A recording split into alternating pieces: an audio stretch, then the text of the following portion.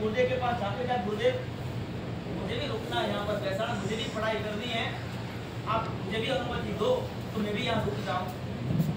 गुरुदेव ने तुझे यहाँ नहीं रुकना, तुझे मेरे साथ चलना, तुझे मेरे साथ चलना है, तुझे क्या करवाना वो मुझे तय करना है, क्या पढ़ाना वो मुझे तय करना है, तुम्हें यहाँ रुकना नहीं है, तुम मेरे साथ बिहार में आओ। मेहसाणा से बिहार किया, मान लो रुके और दूसरे दिन ऊंझा पहुंचे। बाहर शांतिनगर सोसाइटी में स्थिरता थी और शाम का वक्त हुआ। गुरुदेव ने कहा कि चल मेरे साथ। गुरुदेव के साथ चला तो मेरे दीक्षा के 1 साल ही पूरा हुआ था, डेढ़ साल हुए, दूसरा साल चल रहा था, 1.5 साल भी पूरे नहीं हुए थे। मुझे लेके गए, चलो पूरा गांव के अंदर जाते हैं, उतना भगवान का किनारे और दर्शन करें। गांव के अंदर ले गए, उतना परमात्मा का दर्शन करवाया, फिर उपासना में ले गए। उपासना में आचार्य भगवत नरदेव सागर श्रीश्वर जी महाराज विराजमान थे, जो आज वर्तमान के समय में सागर समुदाय की गच्छाधिपति। वहां गए, ले गए कि वंदन करो आचार्य भगवान को। हमने वंदन किया। वंदन करने के बाद गुरुदेव जी ने कहा कि साहब आप बड़े सौम्य मूर्ति हो, सरल मूर्ति हो, तपस्वी भी हो, और मैं आपसे विनती करता हूँ, ये मेरा शिष्य है अरविंद सागर, मुझे इसको ज्योतिष में प्रवेश करवाना है और आपके हाथों से मुझे प्रवेश करवाना। मुझे पता नहीं था किस प्रकार मुझे ज्योतिष के क्षेत्र में गुरुदेव प्रवेश करवाने के लिए ऊंझा में ले गए नरदेव सागर जी महाराज के पास, और गुरुदेव ने वहां जाकर के विनती की और ज्योतिष का जो पहला अक्षर नरदेव सागर श्रीश्वर जी महाराज के हाथों से मुझे दिला। मैं भी नहीं जानता था कि इस क्षेत्र के अंदर मेरा इतना अंदर उतरना होगा, जिम्मेदारियां आएगी, जिम्मेदारी निभानी पड़ेगी, निभा भी पाऊंगा। लेकिन जो कुछ भी जिंदगी में आया है, मिला है, वो सब गुरु कृपा से ही मिला, इनके माध्यम से ही आया है। अगर गुरुदेव ने कृपा नहीं बरसाई होती या गुरुदेव की कृपा मुझ पर नहीं होती तो शायद इस मंजिल तक, मुकाम तक मैं पहुंच नहीं पाता। पंचांग का गणित भी गुरुदेव ने सिखलाया, विशेष अध्ययन करवाना था तो गुरुदेव जी ने व्यवस्था करवाई। हिम्मतराम महाशंकर जानी जो डॉक्टरेट थे, वेधशाला अहमदाबाद के मुख्य थे, उनको बात करके 1 साल तक मुझे उनके पास निरंतर पढ़ाया और मुझे तैयार किया। और एक दिन मेरे दीक्षा के 2 साल हुए थे, मेरे हाथ में पंचांग आया, लेकिन सच में चातुर्मास था, 1985 की बात है। और जैसे खोला मैंने, लिखा था संपादक मुनि अरविंद सागर, और एक तरफ टाइटल में मेरा फोटो भी छपा हुआ पीछे की तरफ। मेरे गुरुदेव आपने ये क्या किया? अभी तो ज्योतिष सीख रहा हूँ, अभी सीखा भी नहीं है और आपने संपादक के रूप में मेरा नाम लिख दिया। बोले ये तो आपने ठीक नहीं किया, थोड़ा मैं लड़ा क्योंकि डर लगता था, ये जिम्मेदारी वाला काम है, संपादक के रूप में नाम लिख दिया, कोई पूछेगा तो जवाब क्या दूंगा।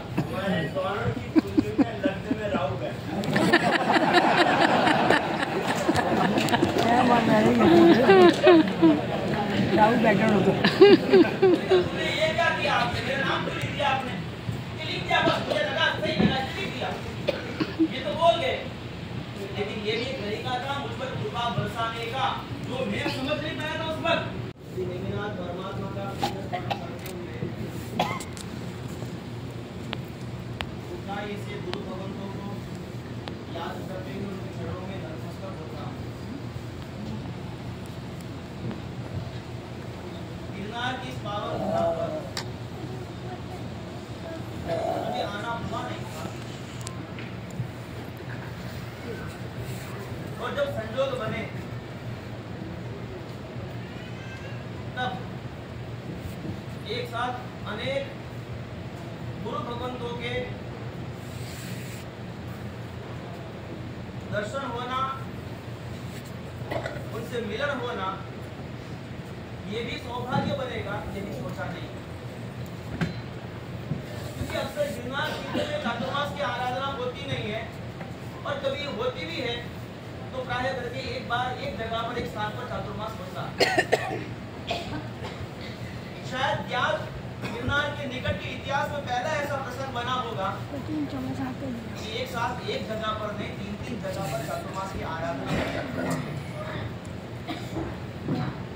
जब हम विहार करके आए यहाँ पर गिरनार,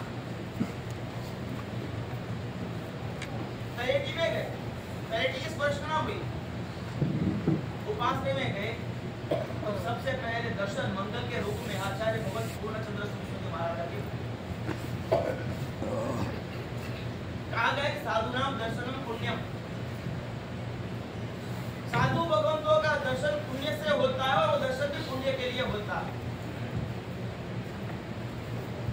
मैंने अपने जिंदगी में अनुभव किया है कि जब भी कोई विशेष अवसर पर विहार करके प्रवेश कर रहे हो या विहार करने की तैयारी करके निकले हो और सामने से गुरु भगवान या श्रवणी भगवान के दर्शन हो गए, तो ऐसा महसूस किया है कि इससे श्रेष्ठ मंगल और क्या हो सकता है। कल्याण हो गया।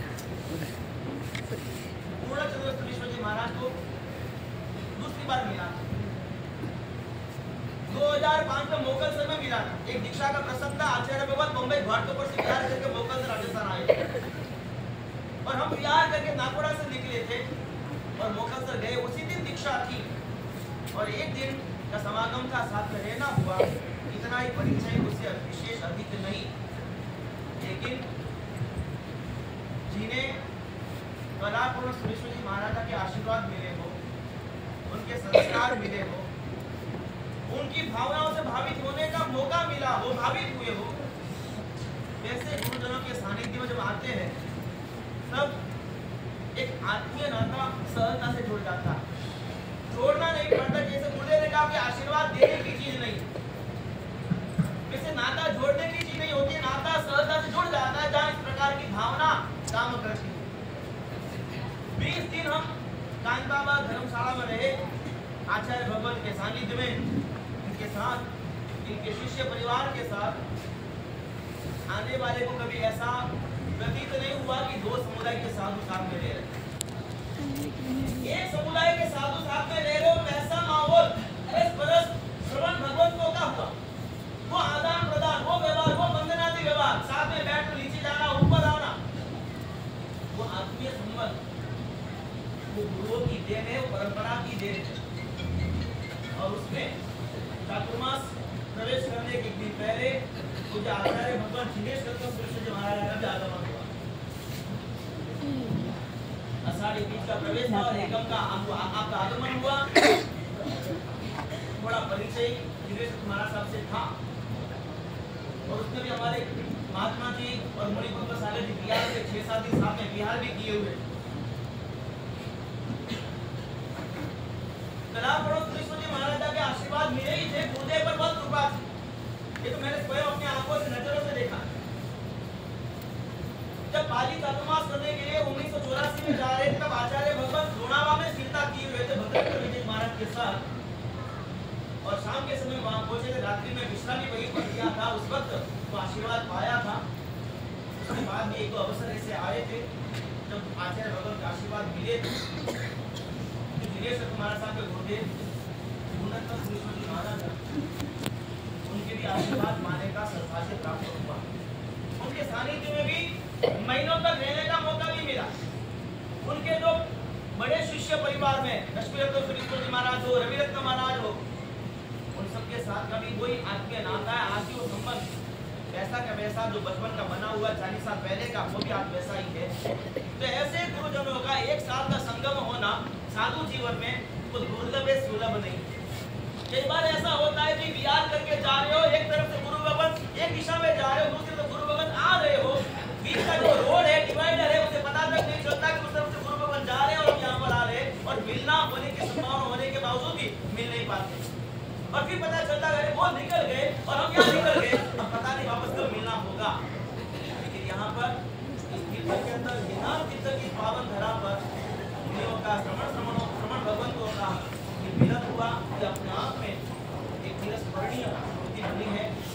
नरेश मेहता परिवार ने खूब भावपूर्वक हमें गिरनार की स्पर्शना हो, इस हेतु से चातुर्मास का आयोजन किया। और चातुर्मास का आयोजन खाली करने के लिए नहीं किया, तो उदारता दर्शाई, आराधकों की आराधना का ख्याल रखा, औषध की आराधना का भी ख्याल रखा। बड़े तप करने वाले ऐसे तपस्वियों का जो 200 दिन का तप है, भद्रता उन तपस्वियों के लिए भी पूरी व्यवस्था बनाए रखी। ऐसे उदारता पूर्वक इस परिवार ने जो आराधना करवाई, तो हम भी इनकी आराधना की जितनी अनुमोदना करें इतना कम है। आज का यह प्रसंग पहले से महावीर ने और धर्मसती परिवार ने तय करके रखा था कि 25 तारीख तक का तो प्रसंग करना ही है। उसके बाद ही अगर जाना भी होगा, निछड़ना भी होगा, तो 25 तारीख के बाद निछड़ेंगे, लेकिन 25 तारीख तक तो रुकना है। और आज 21 तारीख हो गई और आपको लगता होगा कि मैं 21 तारीख देगी, आज तो जाओ ना बस।